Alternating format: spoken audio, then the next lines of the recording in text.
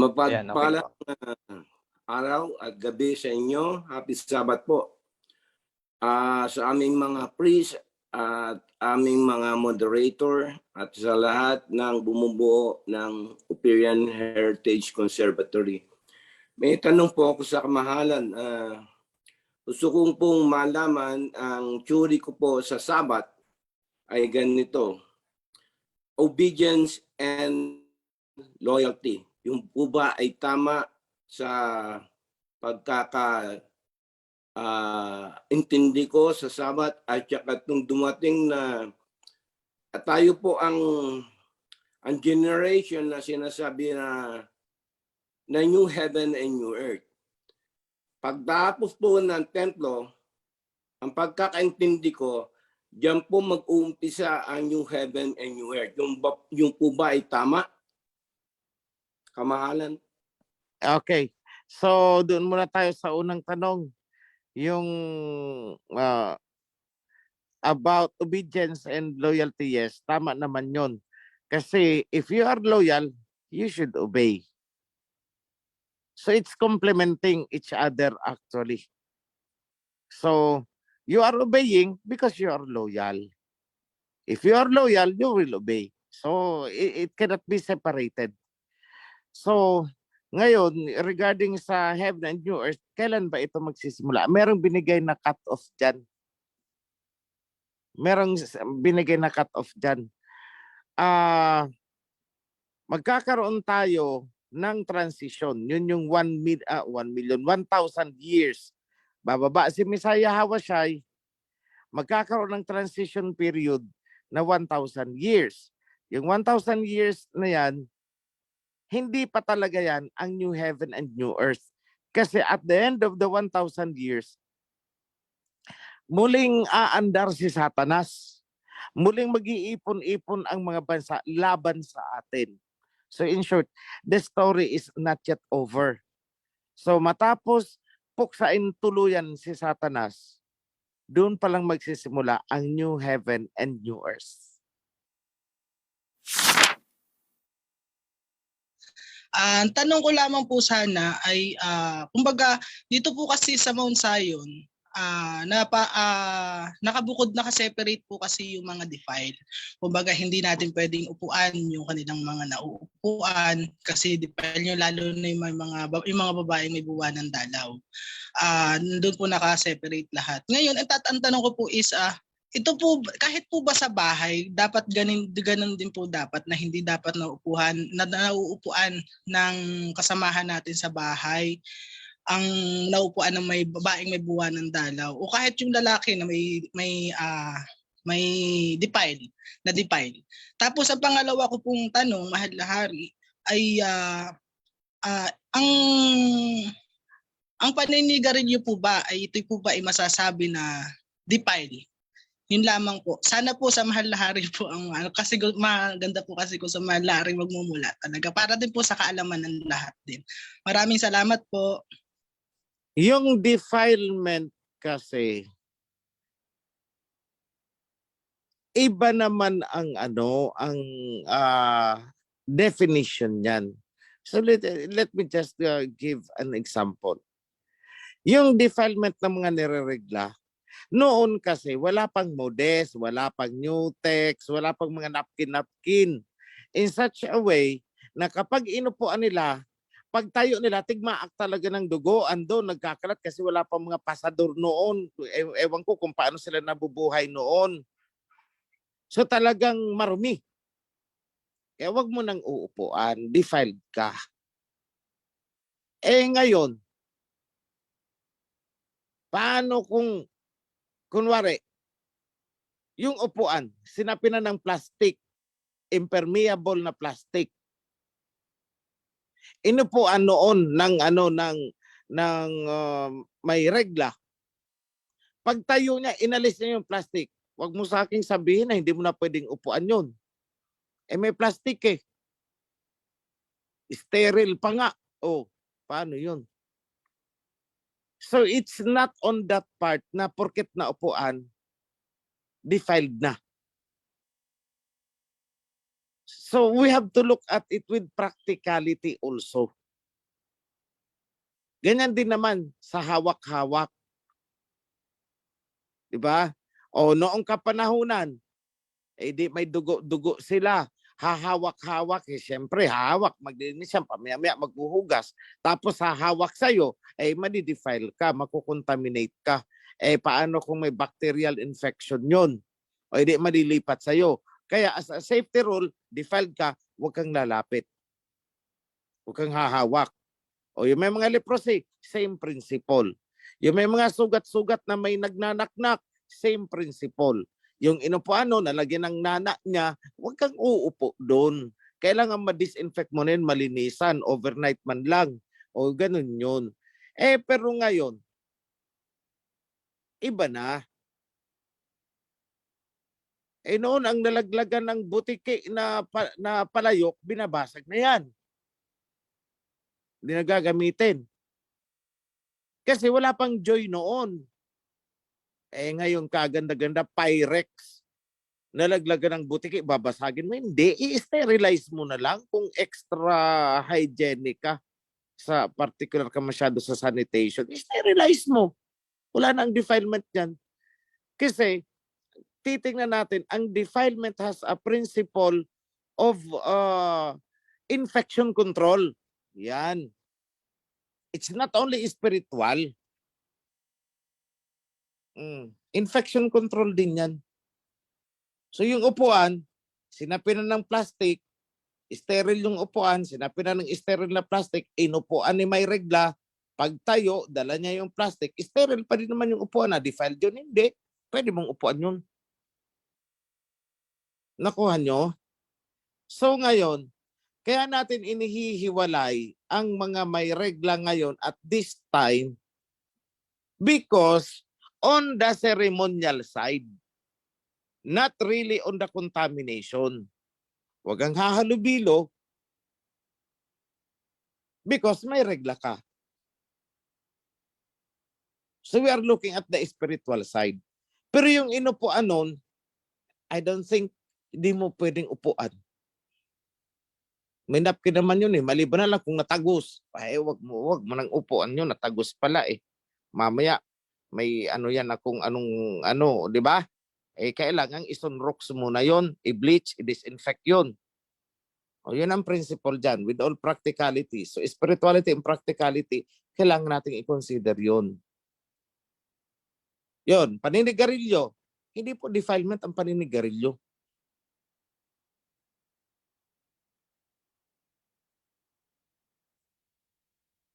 At hindi ko rin nga makonsider na yan ay ipinagbabawal dahil wala po kaming makita na anumang description ng paninigarilyo na nakapaloob sa Torah and Covenant na bawal. Wala kaming makita eh. Ginalugad na namin yan.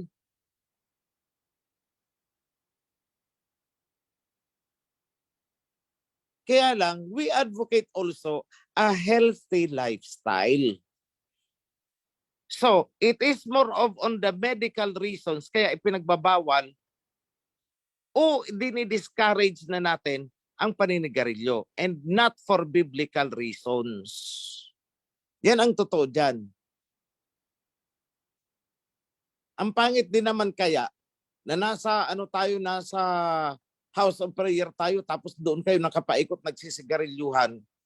Hindi na natin respeto ang kabanalan ng house of prayer. So sa akin, at least man lang, do your best. If you're smoking, do your best not to smoke within the Sabbath day. Ano ba naman yung 24 hours? Pagtiis ka muna, mag-candy ka na lang kaya muna.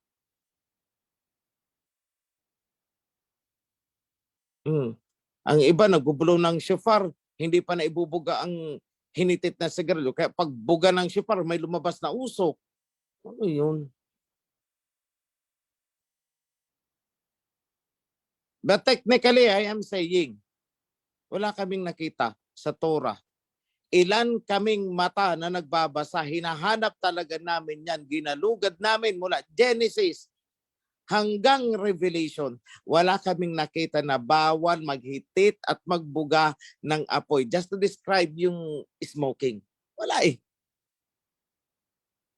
So anong gagawin natin? Ang dadagdagan natin ang rules at sasabihin natin na ito ay biblical, bawal yan sa Torah. Eh tayo ang magkakasala dun. So anong ginagawa natin? As part of the code of discipline, for health reasons, stop smoking. Yun lang ang pinaka-reason natin dyan. Healthy lifestyle. Alagaan mo yung sarili mo. Kasi, how can you glorify Aba kung hindi mo inaalagaan ang sarili mo? At habang ikaw ay nagbublo ng sipar, ubo ka ng ubo, nagka-TB ka na't lahat-lahat. Oh, di ba? Yun lang yun. That's the only reason na nakikita ko. Kamahalan.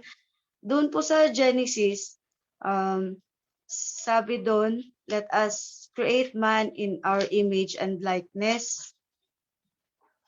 Tapos po, nung nagkasala na ang tao,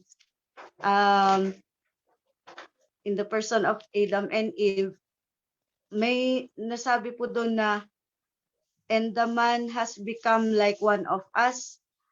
Kung ganun, bakit po nung nagkasala na ang tao, saka sinabi yung ganun, yung and the man has become like one of us. So, sino yung nag-uusap nung sa creation na let us create man in our image and likeness po? Yun po.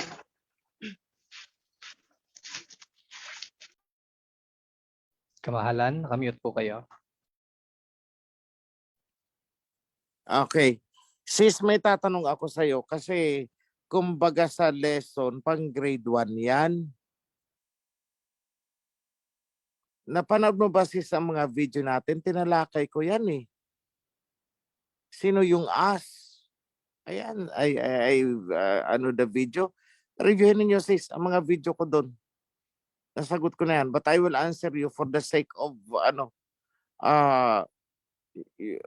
the question, for the sake of others. Pero ako, ang lagi ko masasuggest sa inyo, panoorin nyo paulit-ulit ang mga video dahil ang mga katanungan ninyo, actually lahat ay nasagot na doon. Ngayon, sino yung us?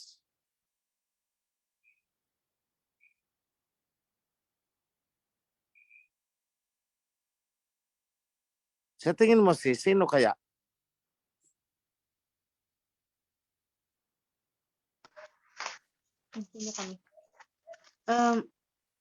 Ayon po sa video nyo nung King, yung angels, heavenly,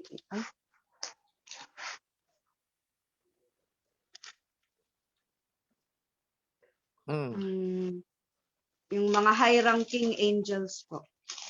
Oh, yun. Pero yes po, King, pero nagtaka lang po kasi ako, bakit nung nagkasala si Adam and Eve, sinabi na, and the man has become like one of us.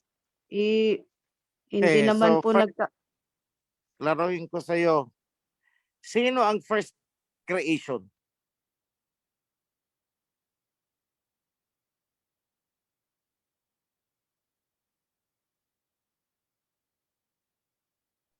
Sis Yoli, paki-unmute po.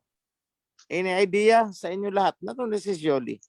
Anyone, mga priesthood, sino ang first creation? Or ano rather, ang first creation? Anong unang nilikha?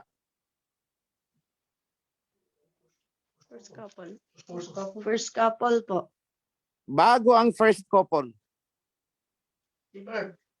Ang araw Universe, Bago ang universe. heaven and earth. Ay. Bago ang heaven. Light. Bago ang Light light. and darkness. Bago ang light and darkness. Yahweh Shai po. Exactly.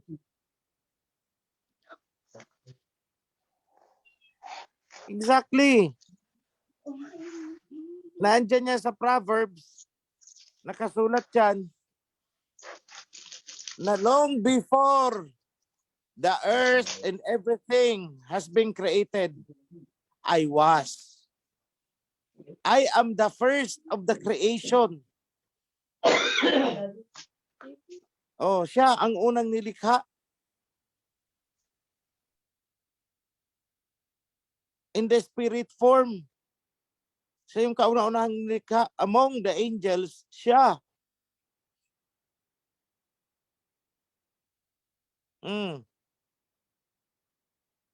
Wala pa ang lahat. Nandun na siya. Bakit? Sino siya? Ang sabi, in the beginning was the Word. Ano yung Word? Di ba spirit? You cannot touch it. You cannot see it. It's a spirit. In the beginning was the Word, and the Word was made flesh and dwelt among us. Di ba? Yan ang sinasabi ni John. John 1:1 yata yan. Mahina ako sa numero eh. Pasensya na. In the beginning was the Word. O verbo daw, verbo. I-compare mo ang sinabi ni John na in the beginning was the Word. Pumunta ka sa Genesis 1:1. In the beginning there was nothing. Ano lang ang meron? The Spirit of Yahweh moving in the waters. So that Spirit, the Word, si Messiah Yahweh siya yun kasi siya ang unang nilikha. That's the sinasabi lang mystery. But it's not actually mystery. Hindi mystery eh, it's declared.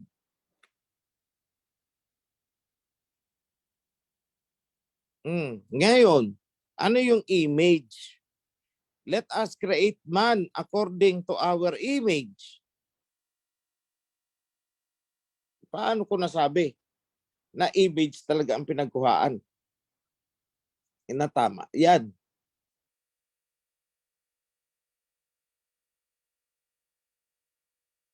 Di ba si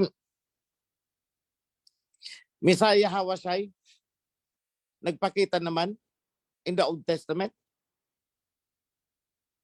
Una siyang nagpakita kay Abraham. Correct? Kaya nga ang tawag na kay Abraham is my friend. Kaibigan ko. Siya Hawashai, ang isa doon sa tatlong angel na pumunta kay Abraham na pinakain pa ni Abraham.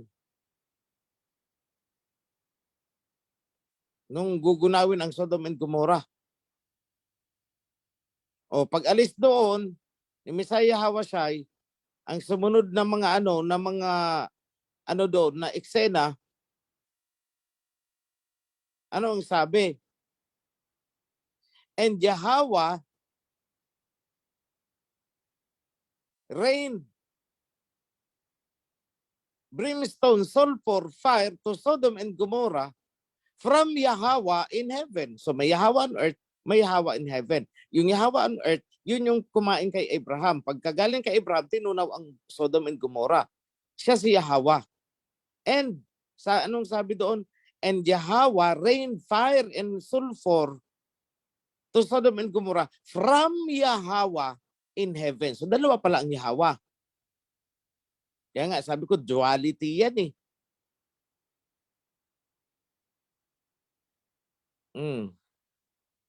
Ngayon, bakit Yahweh din ang pangalan ni Messiah Yahweh Shai noong sa Old Testament at the time na hindi pa siya isinisilang bilang flesh talaga as in flesh. Although nakakapag-manifest siya as flesh noon. Bakit? Bakit Yahweh din siya? Because sabi niya nga, I come in my Father's name. Ibig sabihin, ang pangalan na gamit ko ngayon sa pagpunta ko ay ang pangalan ng aking ama. Junior and senior yan.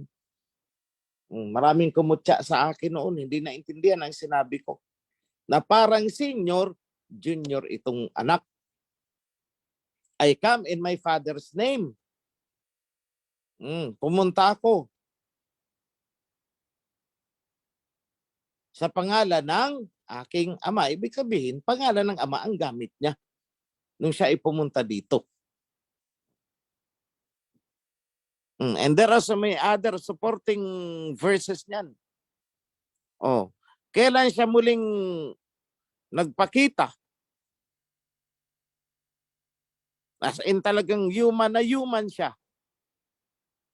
Ang shape, ang kanyang image. O nung lalaban sina Joshua sa Jericho, di ba? Bumaba siya. Siya yung chief or the commander of the heavenly host. Na hindi nakilala ni Joshua. Sabi, tinanong ni Joshua, kanino ka ba? Sa amin o sa kaaway namin? Ang sabi niya, neither. Wala doon sa dalawa na pinapipilian mo sa akin. Ngunit ako'y naparito bilang commander ng heavenly army. Oh. Sino ba ang commander of the heavenly army? Di ba't si Messiah Hawa siya yun?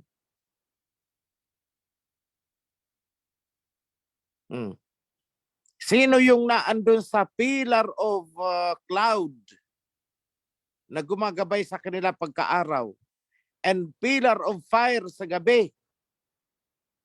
Sino yun? Siya yun. Bakit ko nasabi? Sabi ng Ama, I will send my angel to you. He will guide you. Do not rebel. Huwag kayo magre-rebelde sa kanya dahil hindi talaga kayo niyan palalampasin sapagkat ang pangalan ko ay nasa kanya because my name is in him. Do not rebel. He will not forgive you.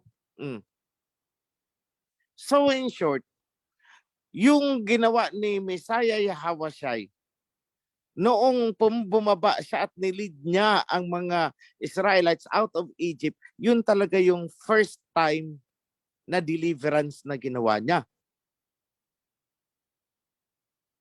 Yung second attempt niya, yung isinilang siya sa pagka-flesh. O bumaba siya again. Anong purpose niya? For deliverance ng mga Israelites kasi sinakop ng Roma. The third time na babalik siya dito, actually yung sinasabi lang second coming is not second coming, actually it's third coming kung tutuusin. Kung hindi na natin isasali yung kay Abraham noon, yung deliverance lang deliverance. This is the third coming, this is not second coming.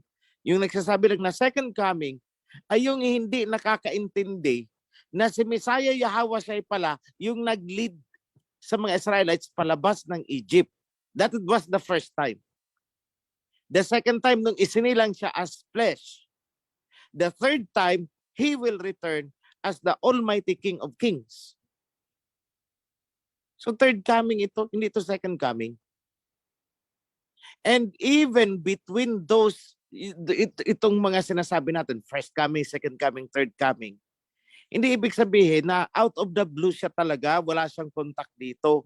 Pabalik-balik po si King Yahawashai dito sa mundo kahit hindi pa siya nagmamanifest ng kanyang third coming. Pabalik-balik po siya dito, believe me.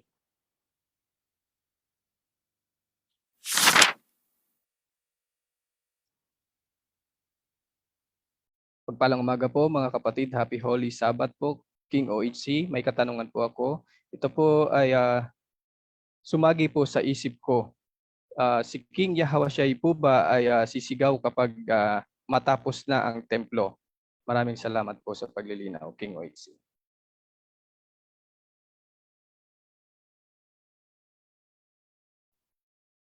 King OHC, naka-mute po kayo.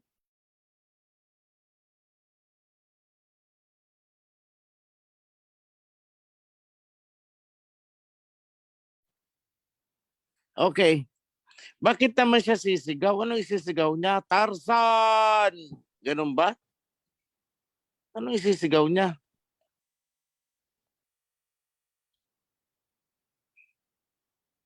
Malinaw po, kapatid na Bro Dar, sa ating chat box, wala pong isisigaw ang ating Yahawashai.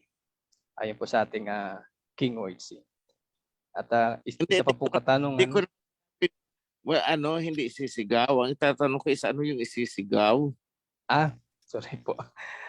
Yun po. Tingin ko Kung ano hindi pala ang isisigaw. Tingin ko hindi naman na kailangan niyang sumigaw talaga. Kasi may microphone na ngayon.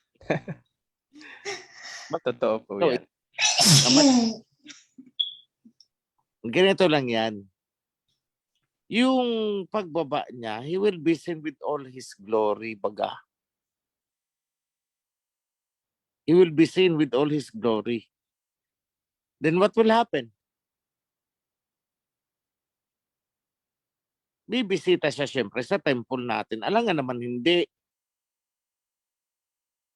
Pagkatapos doon na siya titira sa temple, hindi. Ano yun, magkukulong siya, ibibilanggo niya ang sarili niya doon. Hindi. Pupunta yan, wow, ang ganda ng ginawa niyong temple, kaya lang tabingi, o ganun yan. Yan ang sasabihin niya, pero sige na, okay na sa akin yan, maganda na yan. O ganun yun. Kumbaga parang ano yan, alam mo yun, parang diplomatic, ganun po yun. Yung sasakyan niya, siyempre, hindi yung helicopter ang cheap naman. Kung ang Russia nga, merong jet na faster than sound, tapos pasasakayin mo si Hawashai sa helicopter. Siyempre, hindi. Ibang klaseng sasakyan yun. Kaya nga, dapat meron tayong landingan doon. Vertical landing yan, hindi yan yung magkakailangan pa ng runway. Ang cheap naman nun. Huwag kayong mag-isip ng pantasya ha. Baka iniisip na ninyo nakasakay siya sa kabayo at nagtigidig sa mga ulap. Naku po, pantasya po yan ha. May transport vehicle po siya. May chariot siya. O parang yung sinakyan ni Elijah noon. Hindi naman talaga kabayo yun. Ginamit lang symbolic kabayo just to describe na transport vehicle. So meron din niya si Messiah Hawashai. Hindi pwedeng kabayo na nagtigidig sa mga ulap. Kung ang Russia nga, merong jet plane na faster than sound. Tapos siya, kabayo na nagtitigidig. So, wag po, ano yan, pantasya yan. Okay? So, ano yan? Huwag nyo pong ano yan. Kasi may mga dinescribe si Prophet Ezekiel na talagang hypersonic na mga, ang description niya high-end talaga kung gagawin ng tao. Okay? Ang pagpapala ng Aba sa ating lahat. May tanong po ako, pasensya na po kung hindi related sa topic ngayon.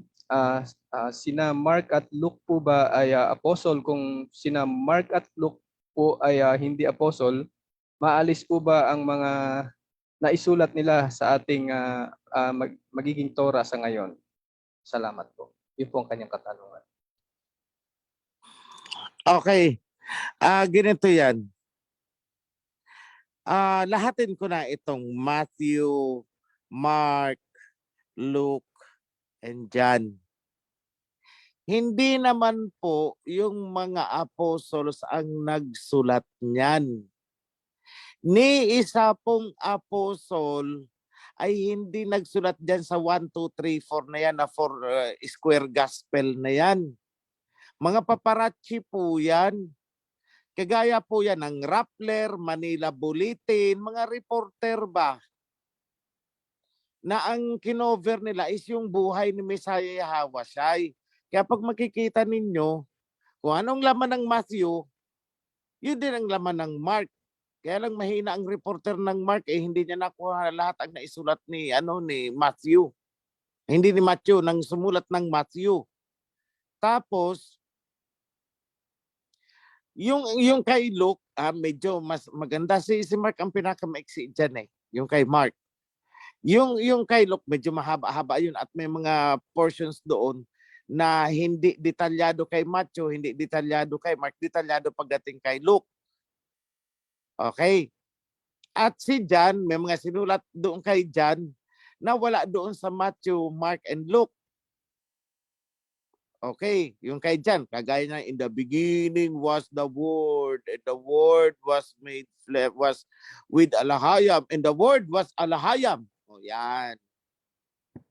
Yan, John 1:1 yata yan, naalala ko na, yung verbo. Okay?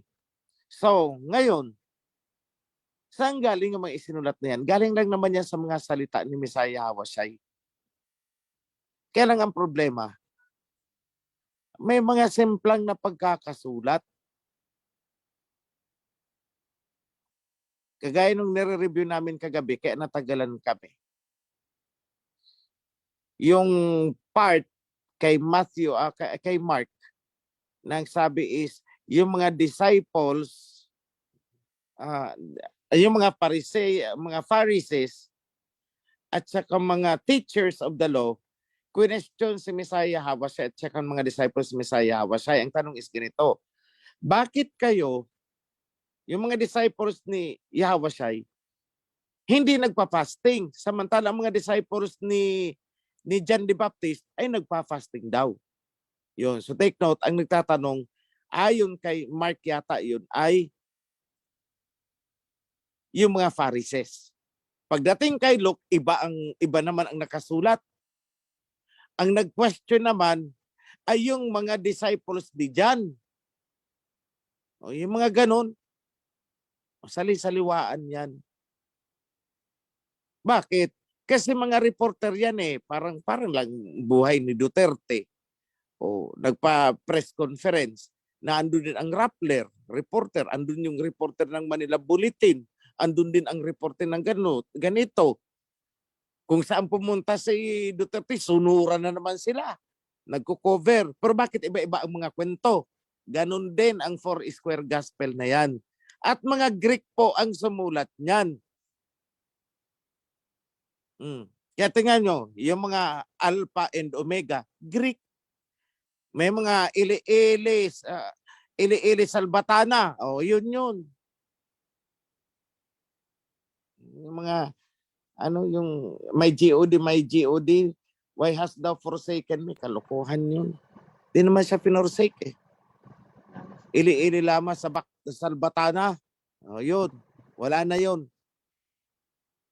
Kaya abangan nyo na lang because lahat ng ginaw namin dyan, meron pong supporting cross-reference na nag-declare na mali yan.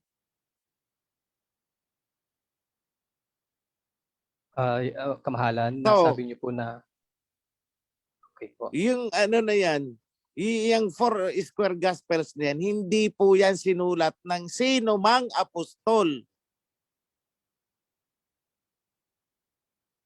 Ang nagsulat niyan ay mga paparazzi, mga reporter. Kaya nga, yung sa Mark yata yun, yung sa Luke, merong nakasulat doon na I did my best na maisulat as accurate as possible ang mga pangyayari na naganap para malaman mo with certainty kung ano talaga ang nangyari. Dear Theophilus. O, kita mo? Report na para kay Theophilus. Tapos ginamit ninyo sa banal-banalan ng mga sekta-sekta sa banal-banalan. Reporter ang nagsulat eh. Nagre-report nga siya kay Theophilus. Journal niya yun. Pinadadala niya kay Theophilus. Hindi po yun sinulat ng mga disipulo. So ngayon, aalisin ba? Hindi natin inalis, kinoreksyonan lang natin. Kasi mga anecdotal report yan na talagang may Messiah na isinilang. May Messiah talagang namatay. So hindi po yan aalisin.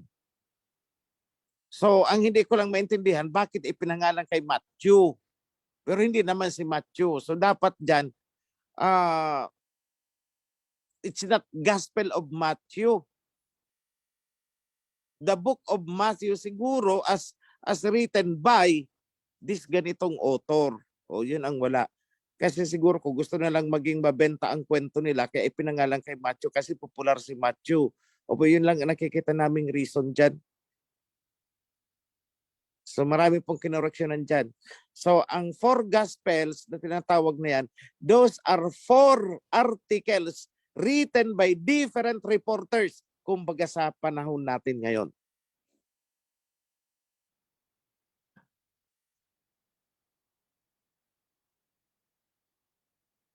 So may mga inaccuracies yan. May mga inconsistencies. Iba ang sinasabi ng isang reporter, iba ang sinasabi ng isang reporter, iba ang sinasabi ng isang reporter. So anong ginawa namin? Synchronize namin yan.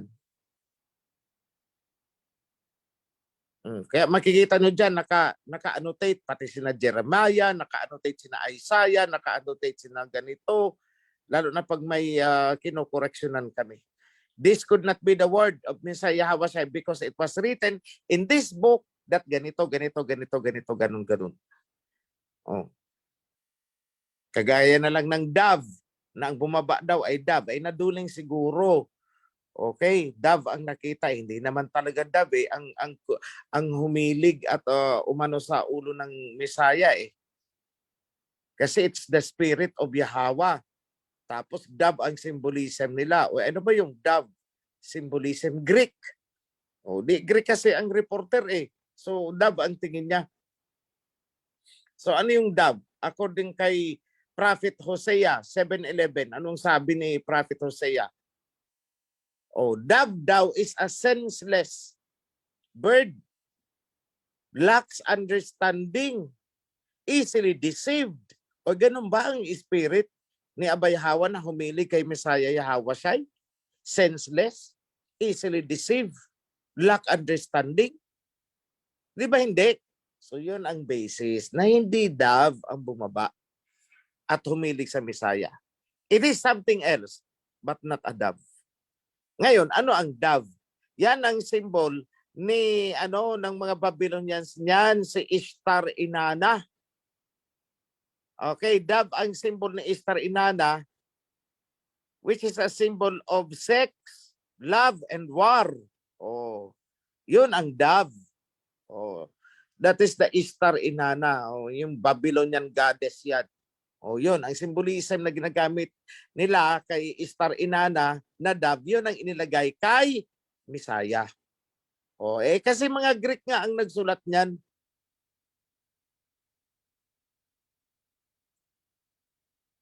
So I hope I have answered the question. Thank you po, aming kamahalan. May tuturing po ba natin na yun ay documentary lamang kasi nasabi niyo po na ito ay mga sinulat ng parang mga reporter lamang Yes. po, ano po? Yes, we must Okay. consider it as a simple documentary report.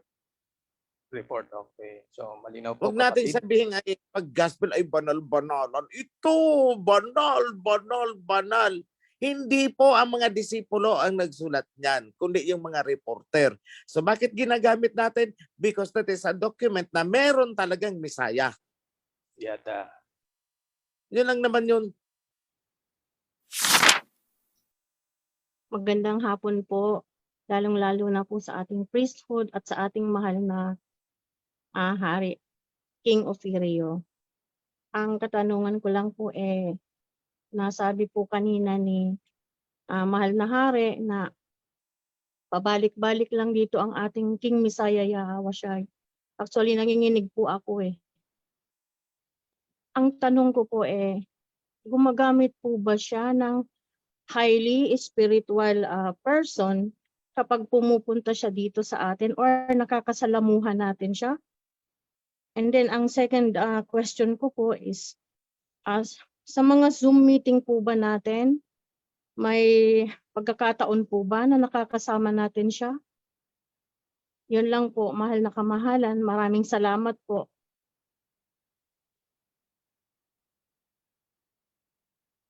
Ganito yan. Kasi madali kong sagutin pero hindi niyo mauunawaan.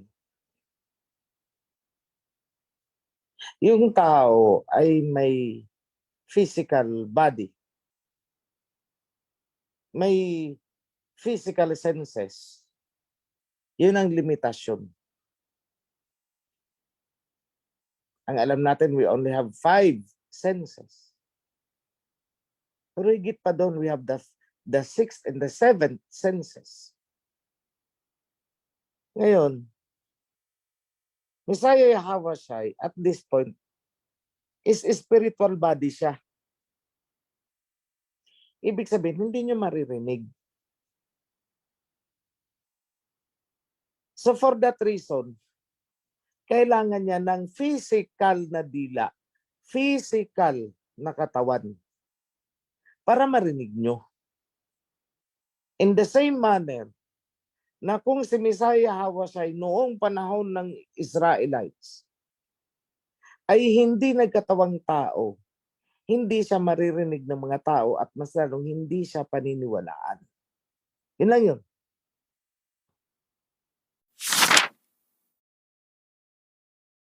Tanong ko po ay from Ecclesiastes 1:9. Possible po ba na sa pagsasara ng covenant, meron po maisasama na mga serpent pero tulog yung diwa nila na serpent sila, just like the time of Noah na meron siyang kasama na serpent seed?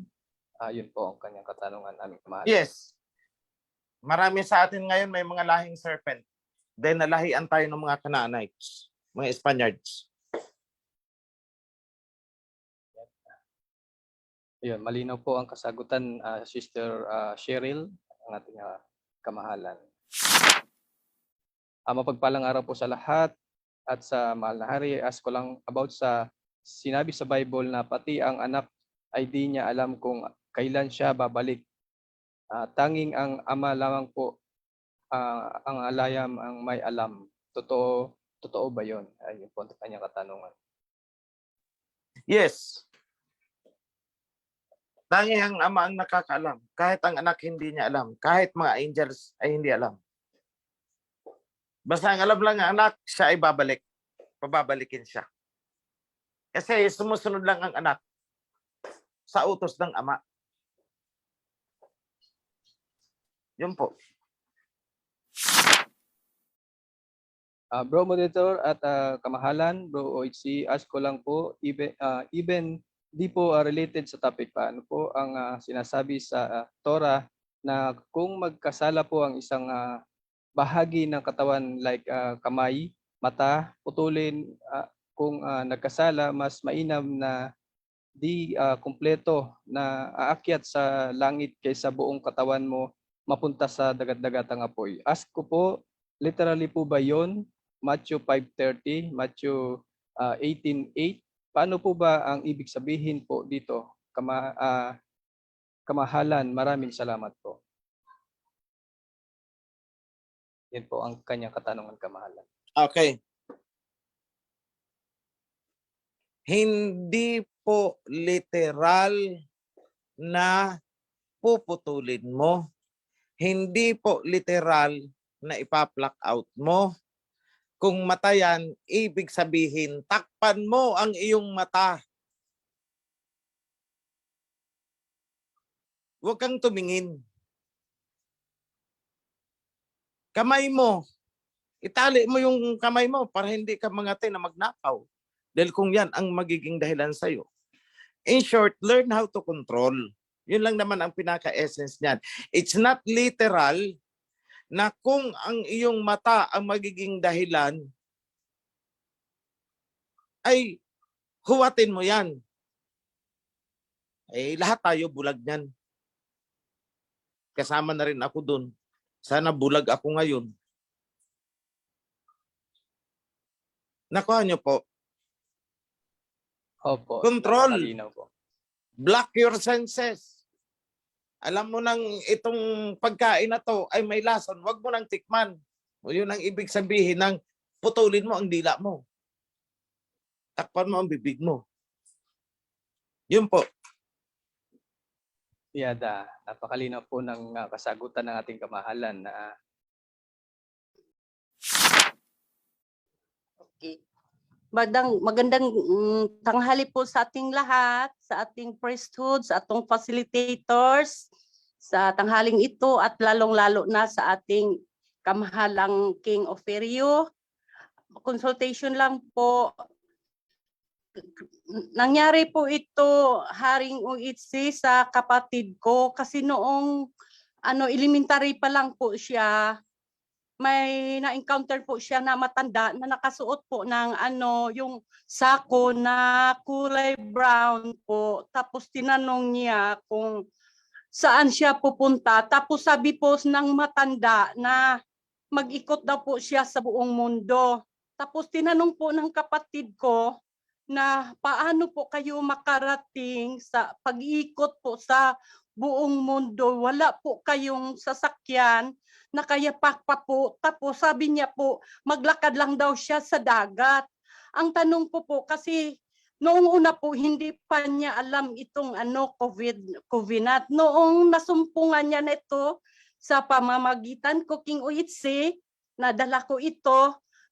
Ngayon, sinabi niya sa akin, sis, baka kasi noong pag-atin po niya ng atonement, doon naalala niya noong maliit pa siya, noong grade 4 pa po siya, naalala niya yung suot sa matanda at saka yung sinusuot po namin na ano po, yung sako po. Tanong ko, King Uitsi, sa ano ko lang po, sa diwa ko, yun siguro ba si King Hawashai na na-encounter po niya noon? Yun lang po, mahal na kamahalang Ofirio. Salamat po. Okay. Kulang ang detalye kasi hindi niya naman sinabi kung ano ang gagawin dahil sa pag-iikot sa mundo. So I could not tell. Hindi ko masabi dahil walang sinabi bakit siya iikot sa mundo. Ano daw po, King Uitsi, hihingi po siya ng mga pagkain sa bahay, tubig, ganun po.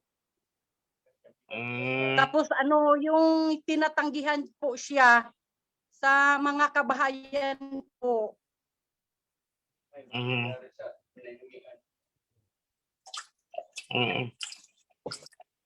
Well, siguro, maybe an angel. We don't know. We don't know.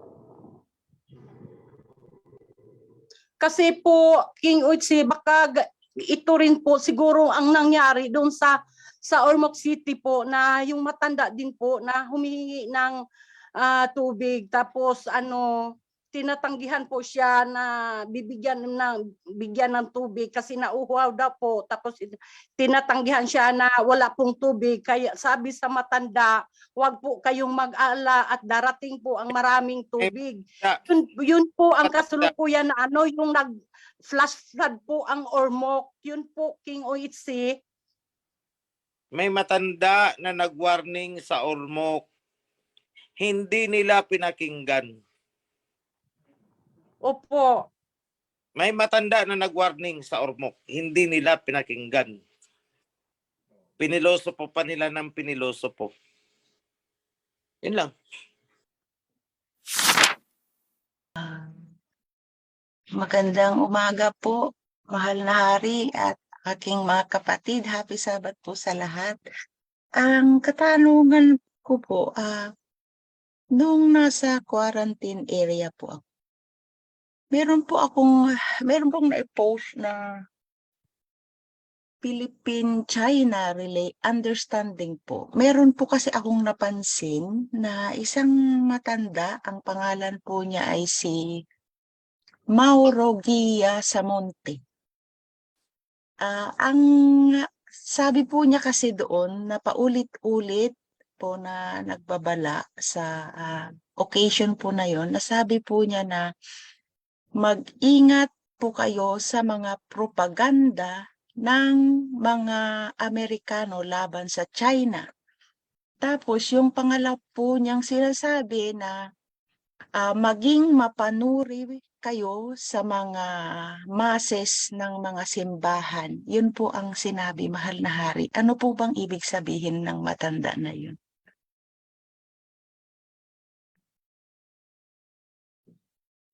Well, I could not, kasi hindi ko manabasa yung article niya. But the way you describe it as daily, simple message, mag-ingat sa propaganda ng West. Ganun naman lagi ang sinasabi ko. Actually, I don't believe the West. Until now, tingnan mo sa YouTube, puro propaganda tungkol sa Russia against Ukraine.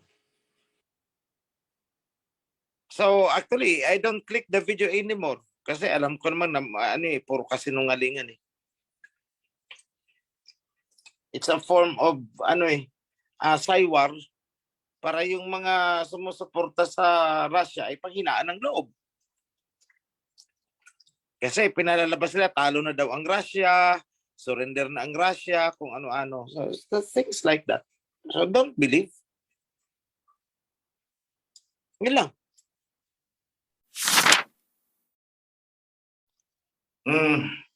Happy Sabbath, mga kapatid. Maiksi lang ang sasabihin ko sa inyong lahat. Ang buhay natin ay maiksi lang. Ganun kaiksi ang sasabihin ko. Ang buhay natin ay maiksi lang.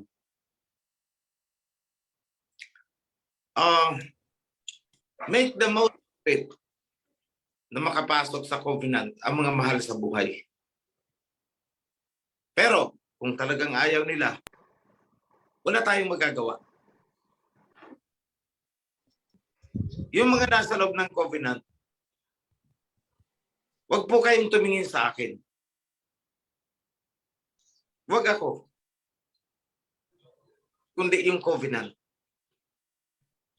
Mawala man ako sa inyong paningin, andyan ang covenant. That will bind you. Yan ang magbibigki sa inyo para lalo kayong maging malakas. Hindi lahat ng panahon ay kasama nyo ako. Ilang po, mga kapatid. And I bless you in the name of Abba Yahweh and King Yahweh Shai. Shalom, happy Sabbath. Yada. Yada. Yada.